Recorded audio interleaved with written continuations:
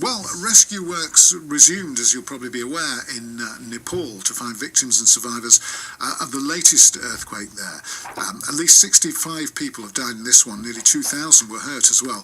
It was a 7.3 magnitude quake on Tuesday. It fears the figures of dead and injured could rise, and at least 17 died in India as well.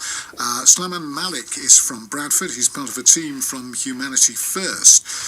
He's just back from a couple of weeks in Nepal. Is it Salman? Yes, it is. Salman, thanks ever so much for joining us.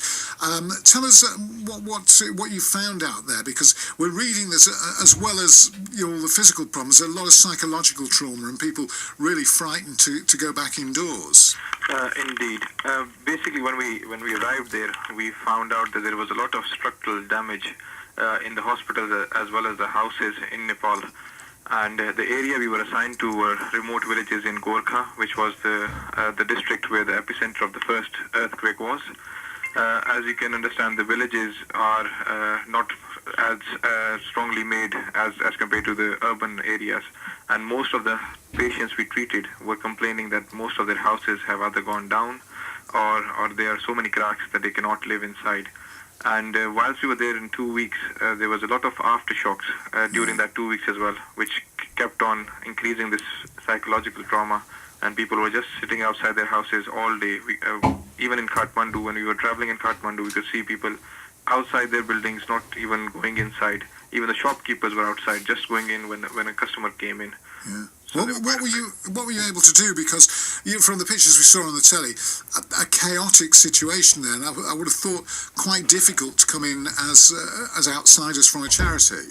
Yes, we were quite lucky that we had a local partner called Ahmadiyya Sangh Nepal, who had 80 volunteers, logistic volunteers deployed with us.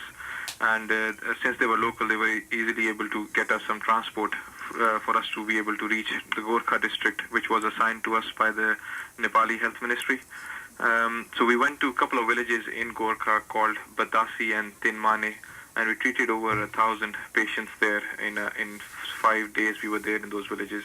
Yeah. What about the rebuilding? How long? Because you look at historic buildings and everything, and a lot of treasures that have just been completely destroyed, razed. How long do you think? Is it a 2-year, a 5-year, a 10-year, a 20-year project to rebuild Kathmandu and the areas around?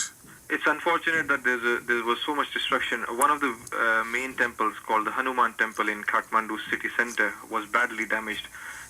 It is a very fragile building from what I saw previously as well, before the earthquake, and I think it will take at least 10 years to actually get it rebuilt, because there's a lot of carving work in there and a lot of effort, handmade effort done to make that building initially. So I reckon for those kind of treasures, it will take quite a lot of time and patience. And quite a lot of doctors and surgeons out there. Is the amount of medical aid needed, is it getting out there and getting to the right places? It is getting out there. Unfortunately, Nepali government does not have enough helicopters or helicopter resources in order to get to the faraway villages in Nepal due to landslides. So there's no way a bus or a transport 4x4 vehicle can reach there. So only way of transport or to transfer these medicines is through helicopters. The Indian Army is helping, the Pakistani Army is there to help, but for the NGOs it's quite difficult, and they have to hire private helicopters to actually get there. As I said, we went to this village in Batasi in Gorkha district. It was a 26-kilometer ride, which took us about 3.5 hours to actually reach. So it is quite, the transport is very difficult over there. Yeah, and presumably funds are still needed, I would have thought, by all the charities, because there are lots of different charities, UNICEF and others, who are raising funds for relief after this. Humanity First is your organisation, and are you a logistics coordinator? So you work out the helicopters and the transport and how you're going to get in there and distribute aid and where the surgeons are going to go. Presumably you're still fundraising as well? Yes, we are. We actually have a couple of people from Humanity First still there assessing those whatever is required. And from what we have seen, the acute medical care is not required at the moment, but we have a secondary project, long-term project to get food and shelter to the needy. We've been working in partnership with World Water Works, who have supplied us with 500 World Survivor boxes, which has survival kits and water filtration boxes.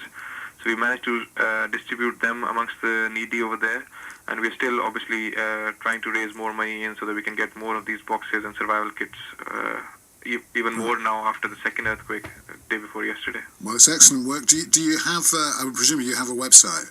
We've got a website which is uk.humanityfirst.org.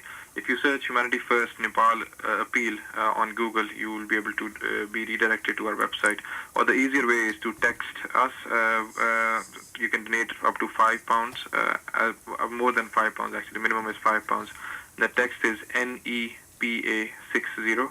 Right. Then the pound symbol 5, and then send this text to 70070. Okay, Salman, thanks ever so much for joining us. Do appreciate it. Thank you very much for getting us in. Thank you. Salman Malik there from Bradford, who's logistics coordinator for Humanity First. The text one sounds, which is one of those £5 things, and a lot of them do that. I think UNICEF and various others. You can text, but if you go to Humanity First on Google, Humanity First, and then Nepal, so Humanity First Nepal, put that on your search, and that will get you through to the website.